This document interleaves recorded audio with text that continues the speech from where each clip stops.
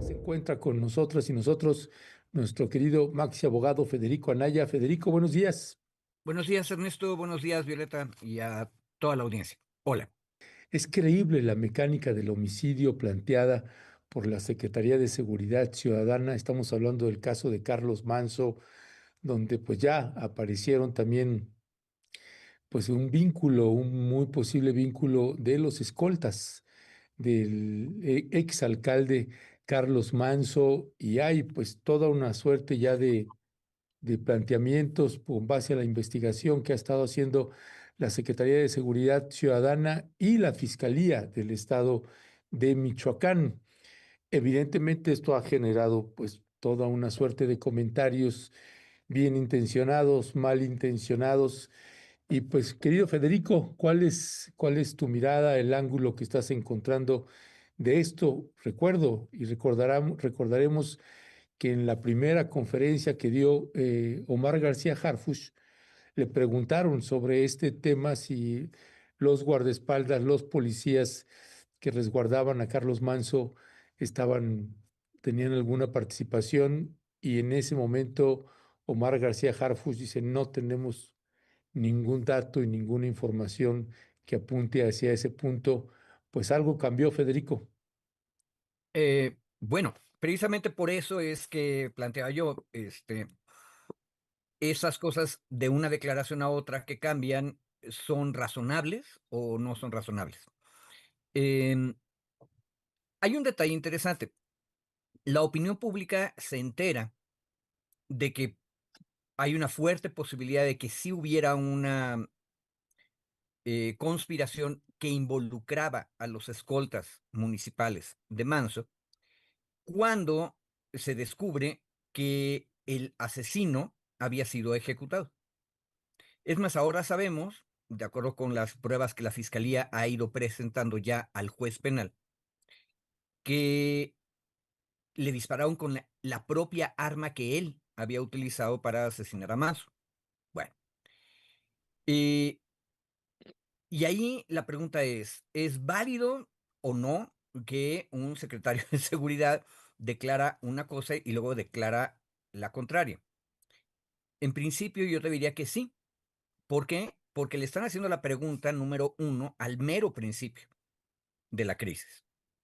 Y según se va realizando la investigación, vas descubriendo elementos, como por ejemplo, que no se sostenía la versión del escolta de Manso, que decía que había abatido a tiros al asesino, sino se descubre, porque aparte de todo estaba ocurriendo en público de la gente, que fue sometido y después le disparó.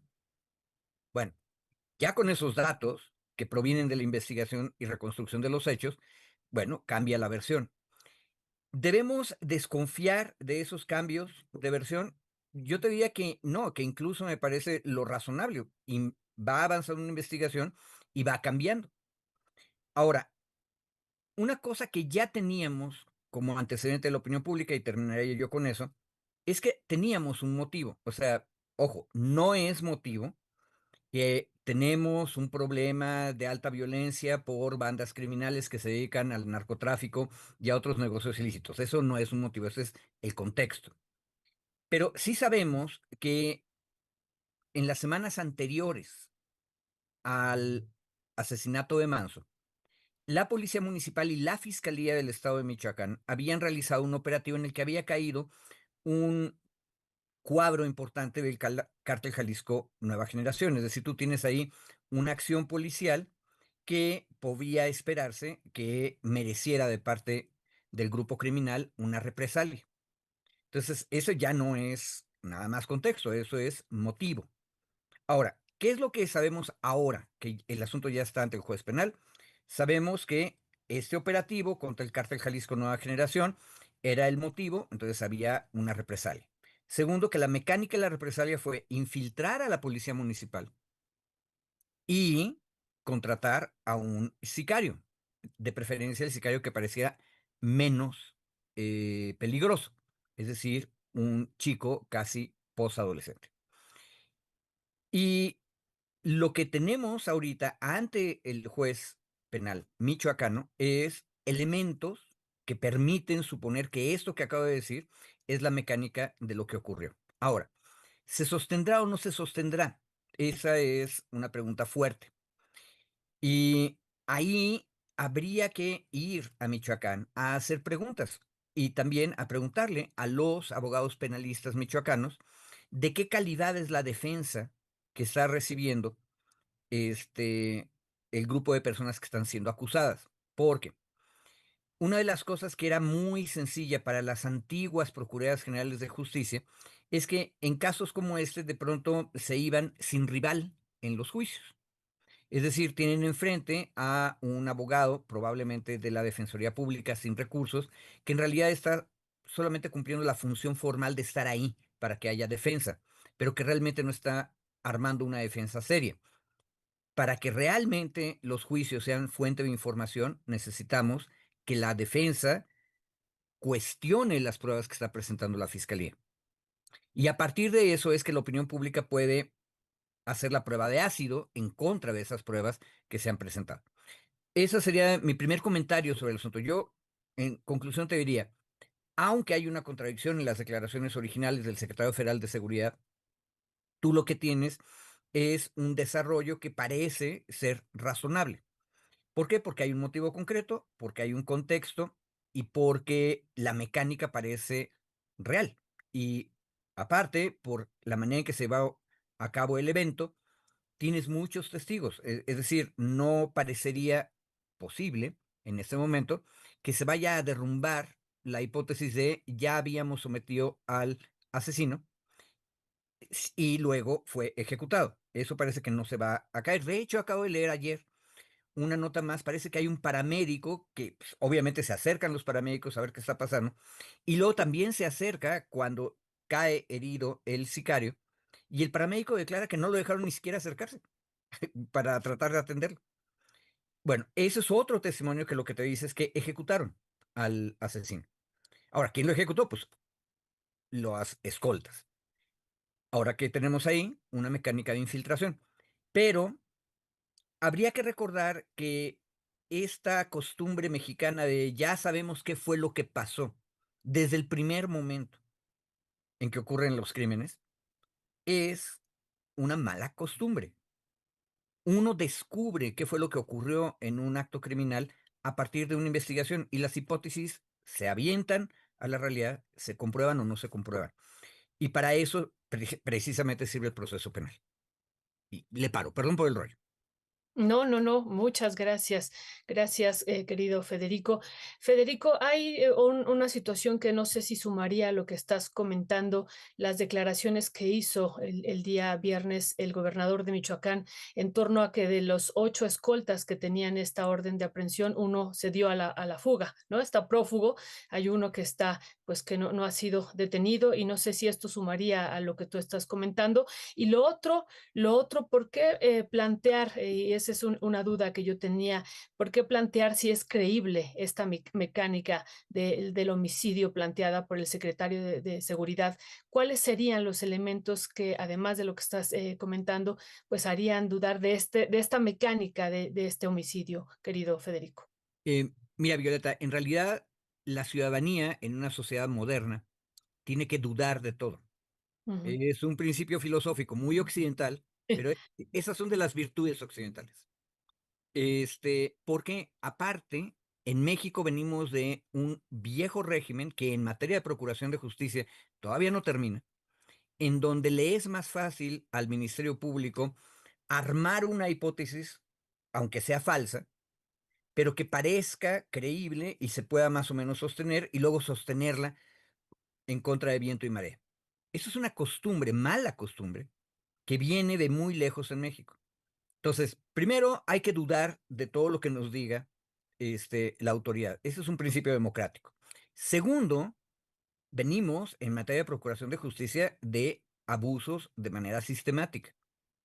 En otras palabras, todo este rollo del viejo régimen jurídico priista, donde subrayaban todo el tiempo la buena fe del Ministerio Público, la realidad práctica sociológica nos demostró a las y los mexicanos que no es cierta. y que por lo tanto tienes que desconfiar de eso. Ahora, tenemos un laboratorio ya construido institucionalmente que es el sistema acusatorio. En el sistema acusatorio se prueban las cosas y se ponen a prueba las evidencias. Por lo tanto, tendríamos que hacer preguntas como la que hice hace rato. ¿De qué calidad es la defensa de los acusados en el proceso penal? Porque si resulta que es una defensa solo de apariencia, entonces significa que la defensa no va a cuestionar las pruebas del Ministerio Público. ¿Sí? ¿Te fijas ahí cómo se aparece otro de nuestros pendientes, las defensorías públicas? Todo mundo tiene derecho a una magnífica defensa. Y la opinión pública necesita que la defensa sea fuerte precisamente para cuestionar de manera sistemática en el laboratorio judicial lo que propone como hipótesis el Ministerio Público. Por cierto, aquí también hay otra cosa importante. Fíjense cómo se diferencia la función de Ministerio Público que acusa ante un juez y del policía que investiga los hechos y ayuda al Ministerio Público en la investigación. Y ahí, por cierto, una cosa que le había comentado a Ernesto en el chat donde preparamos esto. A mí lo que me llevó a este tema fue un comentario de Temoris la semana pasada.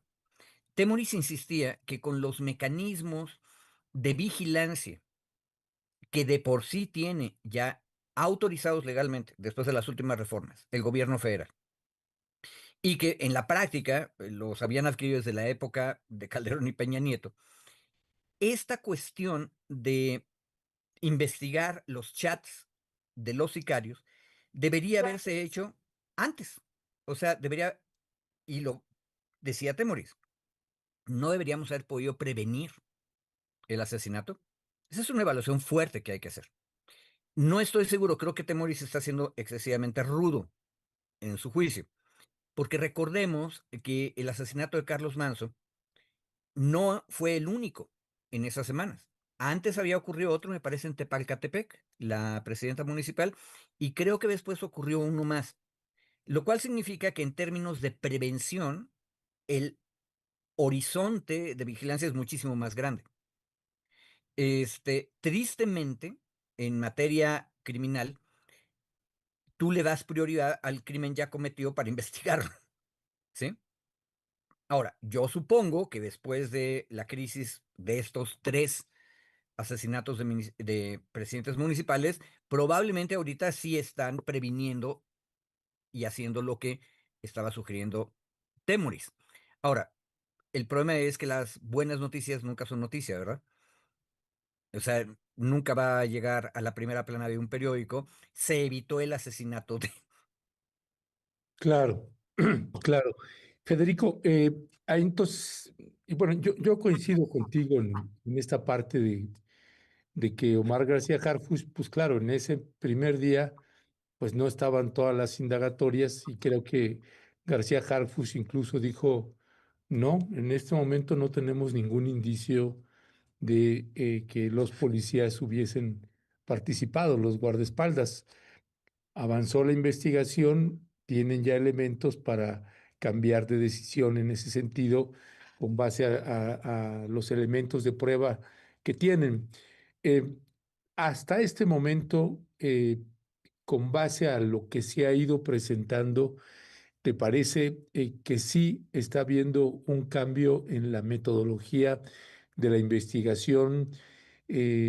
También ahorita, y ahorita que pasemos al otro tema, pues la Fiscalía General de la República, el papel, si está jugando aquí un papel, porque se habla de la Fiscalía del Estado de Michoacán y el papel de la Secretaría de Seguridad Ciudadana, además de las Fuerzas Armadas.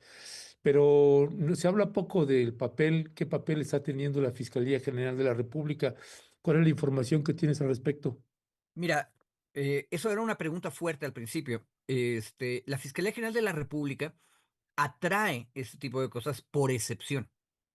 Y en alguna ocasión, acerca de un caso en Morelos, este, mm, si tú te acuerdas, nos comentaba David lo difícil que luego es convencer a la Fiscalía General de la República que atraiga un caso.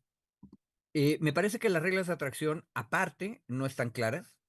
Este, había habido avances fuertes en la primera ley de la nueva Fiscalía General de la República, donde se empoderaba al fiscal general para, por ejemplo, atraer cuando fuera muy evidente que las investigaciones de una fiscalía del Estado estaban mal hechas o eran violatorias de derechos humanos. Pero cuando Hertz, ya fiscal, promueve con apoyo de Monreal en el Senado un cambio a la ley de la Fiscalía General de la República, se eliminan esas razones de atracción y todo queda otra vez en la voluntad del fiscal general, el cual en realidad no parece tener mucha voluntad de atraer cuando no le convenga. Este, y eso es una mala regla legal institucional. Ahora, lo que sabemos aquí es que está actuando la policía a nivel federal y por lo tanto Guardia Nacional, Secretaría de Seguridad Federal y Fuerzas Armadas. Eh, pero quien está haciendo la acusación es la Fiscalía del Estado. Por lo tanto, estamos ante un juzgado penal michoacano. Ahora, ha habido otras noticias, como por ejemplo, la limpia general en toda un área de la Fiscalía del Estado de Michoacán. Recordará a la audiencia que hace 1 o 2 semanas David Peña también nos comentaba que su experiencia con esa fiscalía era terrible, en administraciones previas, pero que era muy probable que siguieran las cosas muy mal. Bueno, eso se confirmó en los siguientes días porque nos informa el gobierno de Michoacán que el fiscal, que es autónomo, de todas maneras ya tomó la decisión de deshacerse de toda un área porque encontró que estaban infiltrados o no estaban funcionando bien. Ahora, de todas maneras, la decisión fue que el homicidio, y esa es otra cosa que también hace muchos meses discutimos en esta mesa, los homicidios son delitos estaduales. Es más, si me empujas, mi opinión doctrinaria general es que no debería haber realmente delitos federales. Digo, los únicos que podrían pasar serían en la isla de Guadalupe o en la Revillagigedo. Pero los delitos que ocurren en una entidad federativa son del Estado. Y por lo tanto, quienes deberían siempre tener la preponderancia para acusar son los estados. Si no, luego estamos sembrando problemas para el futuro. Recordemos que uno de los pleitos de Aburto en el asesinato de Colosio que ocurrió en Baja California, una de las broncas que está viva todavía, o estaba viva hace unos pocos meses, era si se tenía que aplicar el Código Penal Federal o el Código Penal de Baja California, ¿se acuerdan? Entonces, para evitar esas confusiones, es mejor decir con toda claridad, los delitos, homicidio, por ejemplo, cuando ocurren en Michoacán, son michoacanos. Pero eso es lo que se decidió en este caso. Pero también ahí aparecen otras broncas. ¿De qué calidad es la defensa que tenemos del otro lado? Y vuelvo a mi primer punto. Si vamos a dudar de manera sistemática, que es un principio filosófico democrático fuerte, necesitamos a alguien que haga la prueba en el juzgado penal contra las evidencias que presente el Ministerio Público. Y para eso necesitas tener un defensor fuerte, bien armado, que cuestione las acusaciones. Por cierto, ahí hay otro tema interesante. En la marcha esta del 15 de noviembre, finalmente hubo, si ustedes se acuerdan, 19 o 20 personas detenidas en la Ciudad de México, de las cuales ahorita más o menos 10 ya están bajo proceso, pero en libertad, y nos quedan unas 9 o 10 que están todavía privadas preventivamente de la libertad.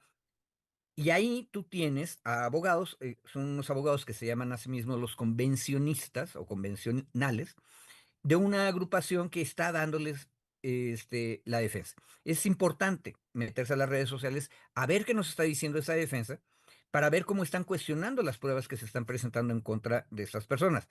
Solo a través de esa prueba de laboratorio judicial es que vamos a saber si el acusador nos está inventando la acusación. Ojo, y pasen las mejores familias. Vean ustedes cualquier película de gángsters de Estados Unidos y van a encontrar al FBI y al Departamento de Justicia, que es la Procuraduría General de la República en Estados Unidos, haciendo trampa y haciendo acusaciones falsas por razones políticas. Entonces, ¿qué necesitas? Tener un sistema judicial donde se pueda cuestionar la evidencia. Entonces, esa era la razón jurídica por la que traje el caso. Y más o menos lo mismo es en el otro tema, pero no entro ahí todavía.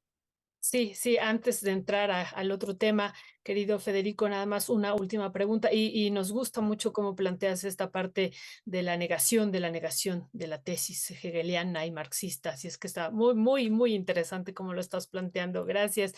¿Qué es lo que sigue, querido Federico, también en este caso? Ya están detenidos estos 7 escoltas, decíamos que hay uno que está prófugo y pues fue asesinado o fue abatido en los hechos ahí también este adolescente de 17 años.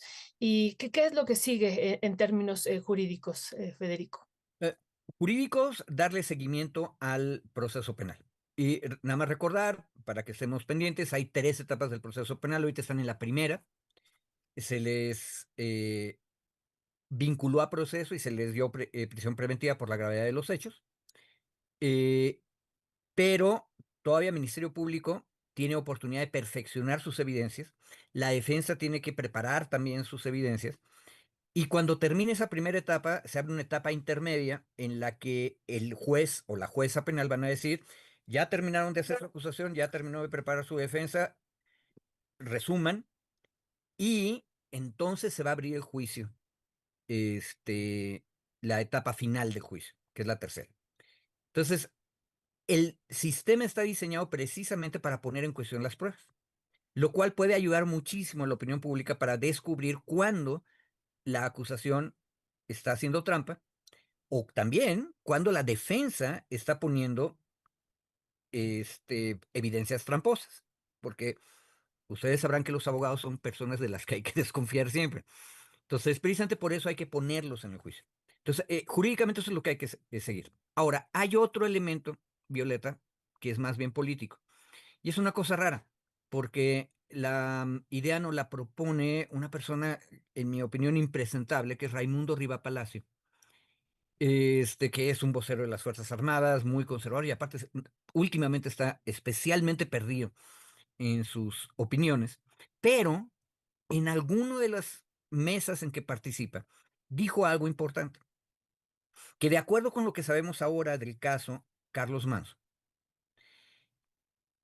lo que tenemos ahorita no es tanto la identificación del autor intelectual, sino de la cabeza de una célula criminal que fue la que ejecutó a Carlos Manso.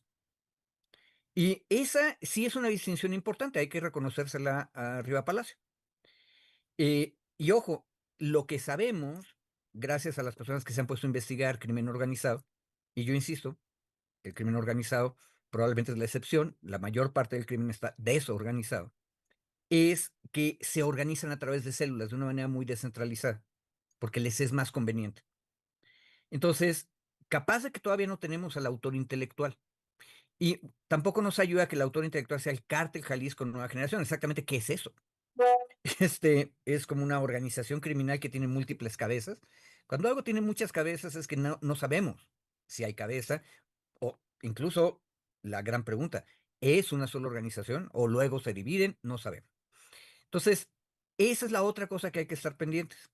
Pero para darle seguimiento a esa faceta del problema, mi recomendación desde hace 2 semanas ha sido, detengámonos un momento, vayamos con quienes conocen la historia reciente de Michoacán y veamos cuál es la geografía y la territorialidad de estas confrontaciones entre grupos criminales, cómo se intercalan con la situación económica, con los mecanismos de producción y a partir de eso podemos imaginarnos realmente qué o quién, qué organización o qué personas podrían estar detrás en términos de autor intelectual.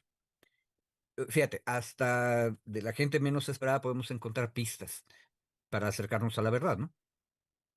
Ya, gracias, Federico. Federico, pasando también al siguiente tema, pues este personaje que pues esta alcaldesa, que más que alcaldesa parece tiktokera, tienen un perfil muy parecido al de la alcaldesa anterior, Sandra Cuevas, que se intentan hacer muy mediáticas, pero está ahí en el ojo del huracán a propósito, pues, de varios temas que están vinculados con ella. Uno de esos, Federico, pues tiene que ver con, pues, la violencia que se desató en esta marcha de la mal llamada Generación Z, que de Generación Z no tenía muy poco. Y también ahora hay una, pues la derecha empieza también a sacar algunos artículos señalando declaraciones públicas, incluso en algunos medios corporativos, diciendo ahora van sobre Alessandra Rojo de la Vega. Este, ¿Qué decir? ¿Cuál es tu apreciación? Se habla también del papel, pues, pues, de la unidad de inteligencia financiera, que está ahora, se dice, jugando un papel distinto después de que salió Pablo Gómez y que entró un alfil que había colaborado con Omar García Harfuch, y que ahora el papel que está teniendo pues es distinto. ¿Cuál es tu mirada sobre este tema? Mira, esto surge de una publicación a derechas, y yo la encontré en Sonora Presente, que es un artículo de Ochoa, Gabriel Ochoa, me parece. Yo nunca lo Este, había escuchado hablar de él, no sé quién sea. También yo tampoco lo había escuchado, pero la hipótesis de esta columna es que Alessandra Rojo de la Vega está siendo perseguida, perseguida fiscalmente. Y entonces el cuento que nos cuenta esta columna de opinión es, antes, por ejemplo, con el gobierno de Andrés Manuel López Obrador, la unidad de inteligencia financiera fue utilizada para perseguir a los enemigos políticos. Esto ya no está pasando ahora, y es una cosa bien interesante porque la derecha mediática, ya lo habíamos visto, tiene una simpatía fuerte, lo vimos en la Ciudad de México, quiero decir, tiene una simpatía fuerte con Omar García Harfuch. Supongo que todavía reverencian al abuelo, aunque yo insisto que a cada quien hay que juzgarlo de acuerdo con sus méritos, no con sus abuelos o padres. Pero, como no quieren criticar a Harfuch, entonces este señor dice, la unidad de inteligencia financiera ya no la están usando para perseguir. Ahora están usando para perseguir al sistema de administración tributaria, al SAT. Y entonces lo que comenta este señor Ochoa es que Alessandra Rojo de la Vega, su familia, papá, hermanos, etcétera, están siendo investigados por Hacienda, por el sistema de administración tributaria, por cuál es la situación de las empresas que tienen, han estado pagando o no han estado pagando sus impuestos. Bueno, esta columna van por Alejandra Rosso de la Vega, ve cuál es el titular. En mi opinión, es parte de una campaña mediática o de una sinfonía mediática, una sinfonía de jazz de la derecha. Por un lado tienes a Ricardo Salinas Pliego, que dice que lo persiguen políticamente, eso ya lo hemos discutido mil veces, pero ahora tenemos a otra personalidad en la derecha, Alessandra Rojo de la Vega, la que anda quitando estatuas de Fidel Velázquez, error mío, de Fidel Castro y de Sí, sí. Ups, Che Guevara, qué horror de metí de pata mía. no, qué barbaridad. Te Ahí, perdonamos, Federico. Estás perdonado. No te gracias, qué vergüenza. Nos pasa a todos, así es que Ok, no, no pasa bueno, nada. quita a Fidel y al Che, pero ahora está siendo perseguida por el SAT. Bueno, la idea de este Ochoa es, está siendo perseguida, entonces están buscando a su familia. Ahora, otra vez, en todas las posiciones podemos encontrar un elemento, aunque sea chiquitito de verdad. Los estados modernos, cuya fuerza es básicamente cobrar impuestos, siempre han utilizado el cobro de impuestos y el poder de investigación sobre impuestos para presionar. Porque por otro lado, los entes o las personas con mayor poder en la sociedad tienden a ser los capitalistas. Y la única manera de controlarlos es donde les duele, que es el dinero. Por lo tanto, en un sistema democrático tú tienes que preguntarte, ¿no estarán utilizando la UIF o el SAT para presionar a los enemigos del gobierno? Es una pregunta válida, en principio. Ahora, lo que acabo de describir de lo que hace Ochoa en su columna de opinión, a mí me hace desconfiar. Porque pues, la verdad, se ha dicha, es que la UIF, no importa quién sea el jefe, es potencialmente utilizable para perseguir. Y la razón que nos dice este columnista de que ahora ya no la usan es porque ahí está gente de García Harfuch. Eso suena que él quiere quedar bien con García Harfuch. No, no, no hay ningún elemento aparte de eso. Por otro lado, la pregunta fuerte es, ¿podemos confiar en que los empresarios siempre pagan todos sus impuestos todo el tiempo? Yo creo que no. Es más, uno diría que lo tienen en su propia naturaleza el buscar la elusión fiscal, que es una palabreja que me enseñó mi abuelo, que era empresario, el Anaya, que la elusión no es evasión. La evasión es un crimen, en cambio la elusión es ingenio para pagar menos impuestos. Esto es una competencia seria. El gran pleito de Salinas Pliego nació de un esquema de elusión donde consolidó empresas para las pérdidas de una empresa, pasárselas a las ganancias de otra y pagar menos impuestos globales. Y luego, en la época de Calderón, se decidió que ya no podías consolidar y entonces en el cambio de la ley es donde empezaron los pleitos con el SAT de Salinas Pliego. Entonces, en esta competencia, el empresario no quiere pagar y el SAT anda buscando que sí paguen la mayor cantidad de dinero posible. Yo me imaginaría que no está mal que investiguen a todos los empresarios. Ahora, empresarios más o menos fuertes, que aparte tienen en este momento influencia política, que sería la familia de Rojo de la Vega, tiene sentido que hay una investigación. Y un último detalle, yo creo que esa columna es parte, decía yo, de una sinfonía, de un juego de jazz orquestado a derechas. Presentar a los empresarios y políticos de derecha como víctimas del poder fiscal de un gobierno de izquierdas que lo que quiere es cobrarles impuestos a la mala.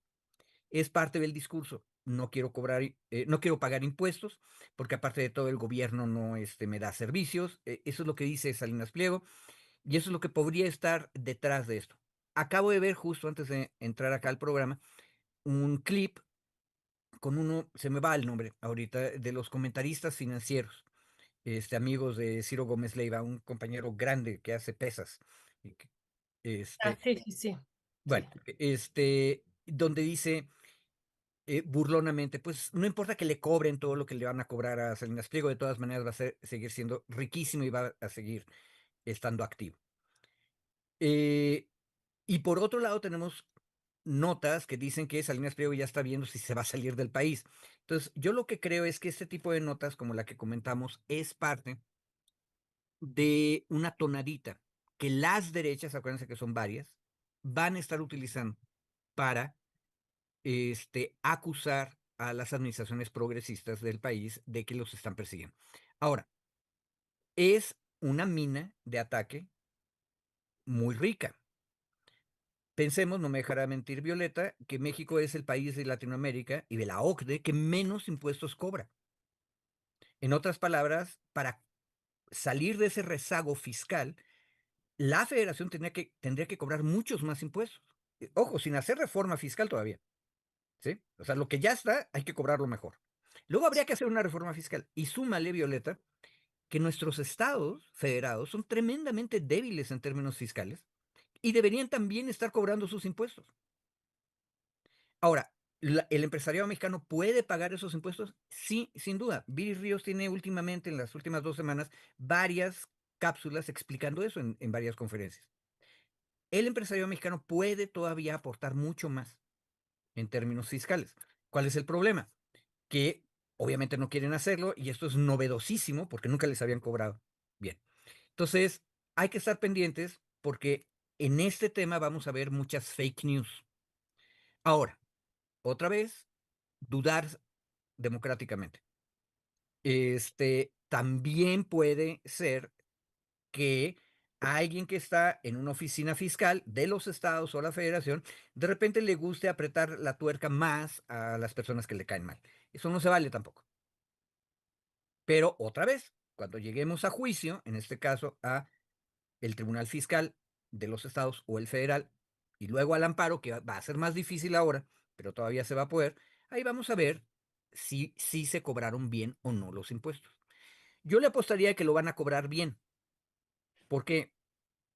Porque necesitamos cobrar mejor los impuestos. Somos el más pobre de los gobiernos de la OCDE, porque no cobramos. Sí, sí, tienes toda la razón, querido, Federico. Es, David Páramo el que estabas diciendo, ¿no? Que Ese, exactamente.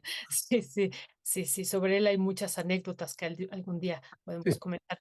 Pero bueno, no me voy a distraer. Y en esto que dices, hay que sumarle lo que hemos estado comentando aquí ya durante hace varios años con Ernesto, ¿no? ¿Cuánto pagan los mineros ya en específico, ¿no? Hablando de los mineros, ¿no? Esto que denunció la ex secretaria de Economía, de que pagaban el 0,002% de los ingresos de los mineros en comparación con el 30% pues que pagamos en otros espacios los trabajadores del Estado y otros, ¿no? Entonces, sí es muy, muy importante esto que tú te estás señalando ahorita, Y querido por Fede. cierto, de mineros, en Estados Unidos y en Canadá, las provincias y los estados también cobran impuesto a los mineros.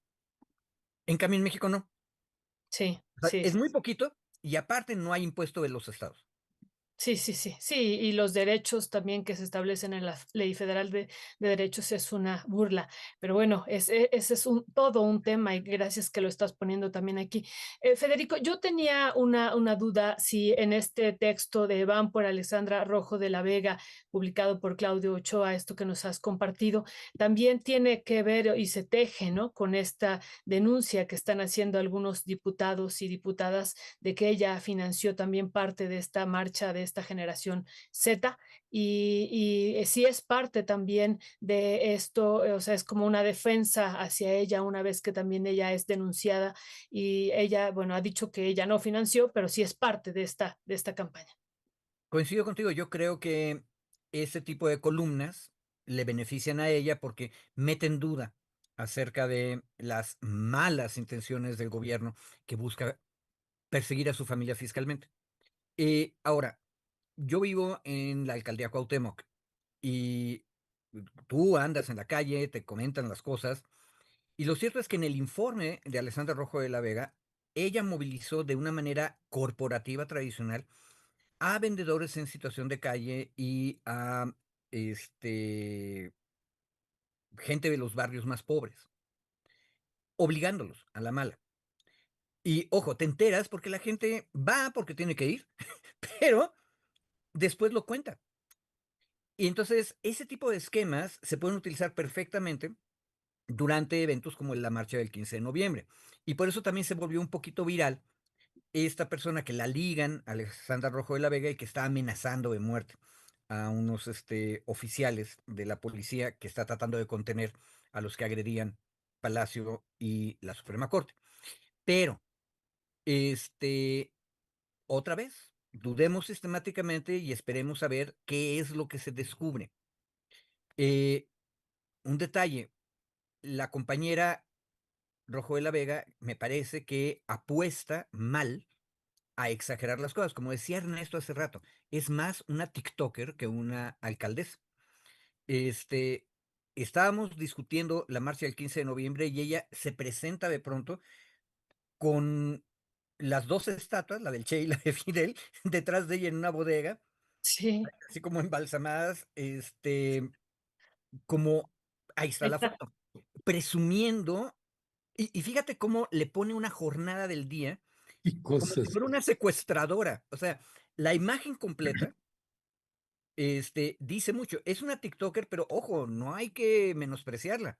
No, no, para Sí, nada. está dando un mensaje que en términos simbólicos es, tengo secuestrados estos dos y aquí está la demostración, como la prueba de vida, ¿no?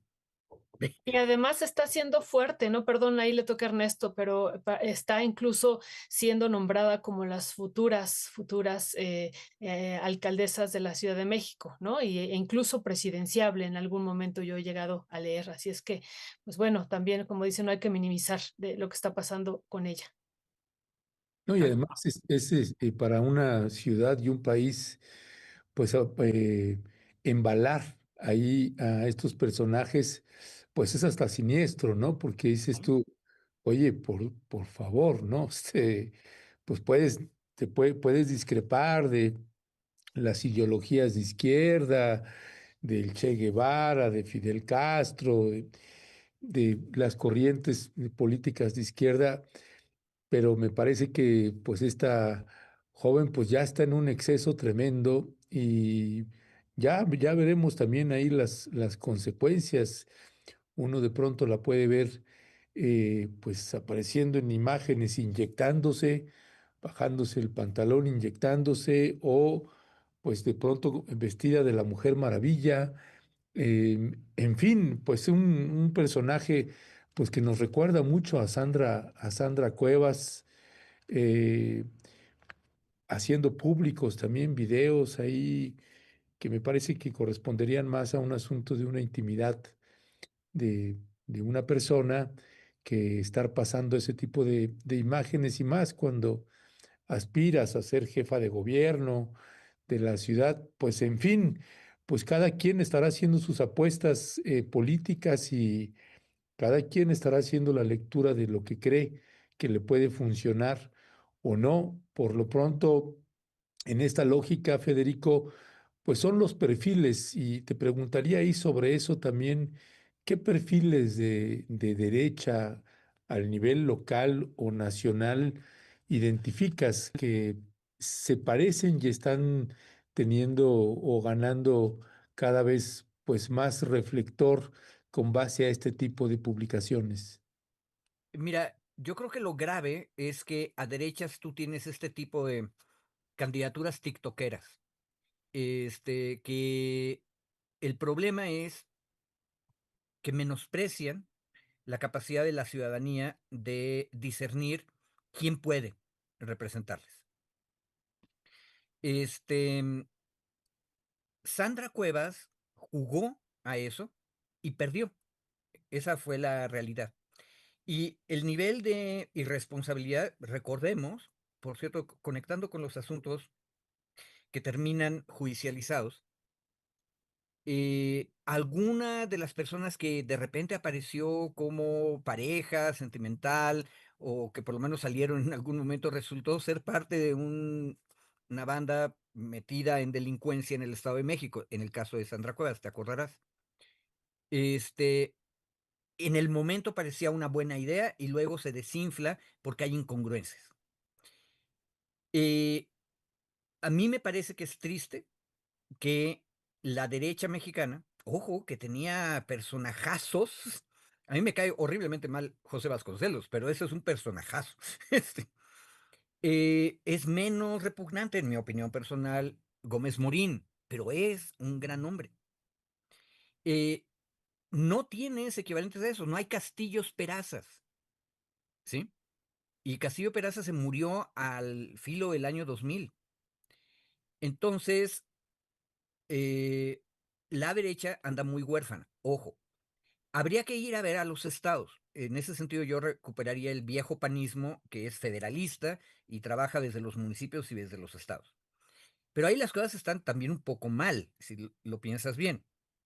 Ve las divisiones tremendamente horribles entre panistas de Chihuahua, por ejemplo, o ve Jalisco y Nuevo León, donde el PAN era muy fuerte y terminó perdiendo la hegemonía en los estados a favor del Movimiento Ciudadano. Y Movimiento Ciudadano Nuevo León le apostó a un personaje, Samuel, del estilo de Alessandra Rojo de la Vega o de Cuevas. Es decir, mediático, tiktokero, que se aventaba simpáticos chistoretes que terminaban mal porque la gente decía, bueno, a ver, lo que necesito es que enfrente el gobernador la crisis de agua que tenemos, ¿se acuerdan? Y lo que hace es sacar un TikTok donde dice que él ocupa una nube que se mueva a otro lado. Pues no, la nube no le hizo caso y lo que salvó la crisis fue una intervención federal, el presidente López Obrador arreglando, ver en quién tiene concesiones de agua para uso industrial en la zona metropolitana de Monterrey y quién puede cerrar un poco la llave de lo que tiene para asegurar el suministro. Y así fue como se resolvió la crisis en ese momento, inversión federal para terminar una presa. En otras palabras, hay que resolver problemas. Y otro detalle, Jalisco, lo mencioné ahorita con Movimiento Ciudadano. Fíjate cómo estamos amarrados, Ernesto, a los medios todavía dominantes y hegemónicos de comunicación. Guadalajara es, fíjate, ahorita no me acuerdo cuál es la segunda ciudad más importante de México, después de la Ciudad de México, pero creo que es Guadalajara. Pero es una zona metropolitana compleja, mucho más compleja incluso que Monterrey, ahorita que lo voy pensando. Y ahí también hubo una marcha el 15 de noviembre y también hubo enfrentamientos y también tuvieron algo así como 20 detenidos. Este, y ahí el gobernador se arrogó las funciones del fiscal y dijo, vamos a pedir 5 y 10 años de cárcel para estos. Incluso burlándose, venían del Estado de México y querían visitar Jalisco, se van a quedar aquí 5 o 10 años. ¿Alguien ha acusado a Lemus de ser un represor? Nadie. Entonces, fíjate cómo esta derecha que le faltan candidatos, le sobran protectores en los medios de comunicación. Eh, en otras palabras, en una de esas podrías ver a Lemus también convertido en un potencial candidato presidencial, si vamos a discutir eso, por ejemplo. Y lo intentó el último gobernador de Jalisco, ¿te acuerdas? Lemus, híjole, pues ya veremos, ya veremos. Entonces, ¿tú qué piensas de Salinas Pliego, querido Federico? Que también, ya con tu expresión lo estás diciendo todo, pero ¿qué pensarías? Porque pues hay varias gente pues incluso, ¿no? Dentro de Morena que hemos estado platicando con ellos y han dicho, no, pues que sí, que lo lancen a él porque pues prácticamente tenemos la derrota asegurada. ¿Tú qué dirías sobre eso? Eh, una ocasión, hay que tener cuidado con nuestros deseos. Eh, acordémonos que estamos en una situación internacional peligrosa con Trump Sí. jugando. Y ahí la pregunta es, ¿Estados Unidos estaría dispuesto a apoyar una desestabilización nacida de esta ambición de Salinas Pliego? Porque recordemos, la marcha del 15 de noviembre fue transmitida durante 6 horas por TV Azteca Sí. y estaban como manifestantes, pero también reporteando sus anchors, sus reporteros fuertes, ¿sí? Ahí en la marcha. Y lo que presentó fueron muchísimas mentiras. Dijo que había francotiradores encima de Palacio y luego utilizaba imágenes de otras marchas para que pareciera que había más gente, etcétera, etcétera. Pero la pregunta es, este señor que también tiene problemas con la ley, ojo, y con la ley de mercados en los Estados Unidos, ¿va a tener o no va a tener el apoyo de Estados Unidos? Y yo lo que creo es que ahí con Trump tenemos que hacer una distinción. Yo creo que tiene problemas legales fuertes allá, porque no ha cumplido con la ley en Estados Unidos, pero ha procurado hacerse cercano al círculo monárquico, entre comillas, de Trump. Entonces, en una de esas tú puedes tener a Trump jugando un juego, aunque el Estado estadounidense estuviera jugando otro, ¿sí? Ahora, en esas condiciones, por eso los compañeros de Morena que dicen, ojalá lo pongan de candidato, porque entonces la tenemos más fácil, ojo, hay que tener cuidado con nuestros deseos, porque si este señor está conspirando también en el extranjero, acuérdate que ya discutimos a Lili Telles, que trabajaba para él y que va y pide la intervención de Estados Unidos, etcétera, etcétera. Quién sabe si estemos pidiendo esa conexión también. Ahora, si no hubiera Estados Unidos, si no hubiera Trump, la verdad se dicha es que esta personalidad, otra vez, compárenla con José Vasconcelos, con Castillo Peraza, con Gómez Morín. ¿Esto es la cabeza de la derecha en México? Me parece que es terrible. Pues sí, y además es un personaje que podría de pronto tener un respaldo de el gobierno de Donald Trump. Y vaya que si entre este personaje y el gobierno de los Estados Unidos, pues vaya que si habría recursos económicos para lanzar una campaña ahí. En fin, ya veremos esa parte. Déjame para cerrar, Federico, aprovechando que nos quedan unos minutos y regresando a este tema de las movilizaciones y la generación, la llamada generación Z y demás, pues hubo, y ahorita que mencionaban a Pablo Lemus, el gobernador del estado de Jalisco, a propósito de las detenciones que hubo tanto en la Ciudad de México, también las hubo en el estado de Jalisco, y Pablo Lemus hizo estas declaraciones sobre los detenidos, además de vincular a gente de Morena o de la 4T, de que eran unos enviados para desestabilizar el estado, pues dice que van a pagar las consecuencias. Esto fue lo que dijo. Vamos a escuchar a Pablo Lemus y regresamos contigo. Si quisieron venir aquí al estado, pues aquí se van a quedar. Y se van a quedar, ojo, y se van a quedar, porque las penas por lo que hicieron van entre 3 y 10 años. Se van a quedar un muy buen rato. Querían venir a ocasionar desmanes, ahora se van a quedar. Y no vamos a permitir que se liberen a esta bola de delincuentes. Delincuentes pagados. Claro, con intereses políticos a nivel nacional para tratar de desviar lo que estaba sucediendo en la Ciudad de México. Quisieron enviarnos a estos porros, a estos delincuentes. Pues ya los tenemos capturados. A sus agitadores ya los tenemos capturados en Jalisco y se van a quedar entre 3 y 10 años presos. Si quisieron venir... Abogado, dígame usted, ¿cuál es su impresión de esto que señala pues el gobernador de Jalisco? Lo que ya dije, o sea, nota cómo la prensa hegemónica trata distinto a los dos gobiernos. Los dos gobiernos se enfrentan a manifestantes violentos, pero a uno se le acusa de represor y el otro es un defensor de las instituciones. Entonces, hay un doble rasero ahí que la ciudadanía tiene que evaluar. Uno. Dos. Este, ¿A quién se refiere el gobernador de Jalisco cuando habla de gente que viene de nivel nacional? Porque las notas escritas, él acusaba a personas que venían del Estado de México. Y aquí hay una cosa que me parece que la audiencia tiene que tomar en consideración. Los autoritarios siempre nos han vendido que la democracia es una cosa muy peligrosa porque es múltiple. Dejas libres a muchas gentes. Y por lo tanto nos dicen nosotros tenemos control de todo, centralizado. Venir del Estado de México un porro no significa que venga del gobierno del Estado de México ni del gobierno federal. De hecho, en alguna universidad autónoma de uno de los estados, me estaban contando que habían tenido una crisis porque les llegaron gentes de la Universidad Autónoma del Estado de México y les armaron un San Quintín y luego tuvieron bronca para deshacerse de ellos.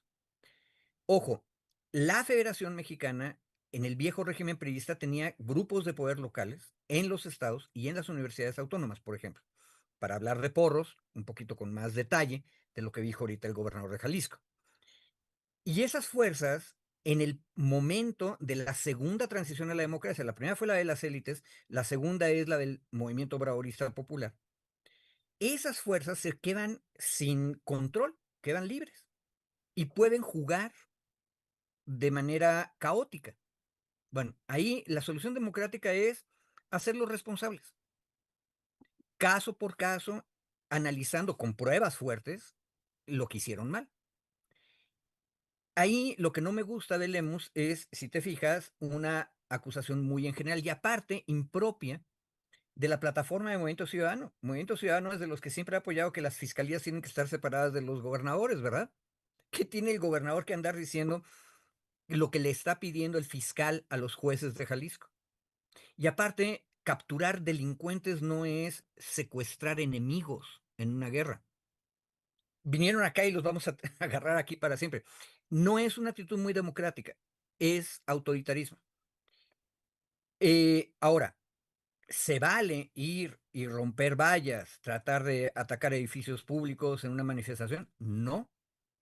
Y ahí también tenemos que empezar a ser más disciplinados. La ciudadanía, si ustedes se fijan y hacen la historia completa de los últimos 50 años, tanto a derechas como a izquierdas, siempre había sido tremendamente respetuosa de edificios públicos. Es más, cuando los panistas cerraban los puentes internacionales en Juárez, eran gandianos. Llegaba el presidente municipal, Luis H. Álvarez, el viejito, y se sentaba en medio, pero no pintarrajeaban ni hacían destrozos. Y el obradorismo tiene a mucho orgullo no romper vidrios. El asunto es que en algún momento va a haber quienes traten de romper vidrios, a izquierdas y a derechas. ¿Qué tenemos que hacer con eso? Ser disciplinados, probar las cosas y que las cosas tengan consecuencias. Ahora, la consecuencia puede ser una pena de 10 años. Me parece una exageración. Piensen, por cierto, en la Ciudad de México, de los 20 detenidos, 10, bueno, o hay que checar las cifras. Una parte de las personas que fueron detenidas ni siquiera fueron puestas a disposición de un juez penal porque se encontró que en realidad habían cometido faltas administrativas. Entonces se fueron a un juez cívico, les impusieron una multa y van libres. Hay que juzgar a cada persona de acuerdo con los hechos concretos que le puedes probar. Y solo así nos vamos a salvar. Disciplina, pero aplicación razonable de la ley. Perdón por el rollo. No, no, no, querido, muchísimas gracias. Pues se nos ha terminado el tiempo y sí, yo creo que también hay que regresar a esto que está planteando Pablo Lemus y porque todavía no termina, también vemos que hay muchas protestas por parte de las familiares de cómo fueron detenidos y pues bueno, hay varias mujeres también ahí implicadas, son varias que fueron detenidas también y vemos en las redes sociales esto que les digo de un abuso de los policías en su detención y entonces esto va a seguir creciendo y seguiremos analizándolo. Pues, ¿con qué te despides de estos dos temas que hemos abordado el día de hoy, querido Federico? ¿Con qué cierras esta Eh, meta de los Maxi Abogados? una cuestión que estemos atentos todas las ciudadanas, todos los ciudadanos, a los detalles de los asuntos. Solo así vamos a poder tomar un juicio y formar opinión pública fuerte. Las cosas no son blancas y negros, casi todo es gris, pero dirían los ingleses, los tonos de gris pueden ser elegantes. Entonces, tomémosle el gusto de hacer crítica, de dudar, pero ante todo de estar atentos. Acordándonos que del otro lado hay seres humanos, incluso malas personas, pero que también son seres humanos. Bueno, pues Federico, muchísimas gracias. Como siempre, te mandamos un fuerte y fraterno abrazo y seguimos al habla. También le estamos compartiendo un artículo que estamos publicando de Federico Anaya, del Maxi Abogado, el día de hoy. Así que ahí se lo compartimos para que usted se meta a se eche un clavado sobre este trabajo de Federico Anaya. Fuerte abrazo, Federico. Suerte, hasta luego, Violeta, Hasta Ernesto, luego. audiencia. Suerte.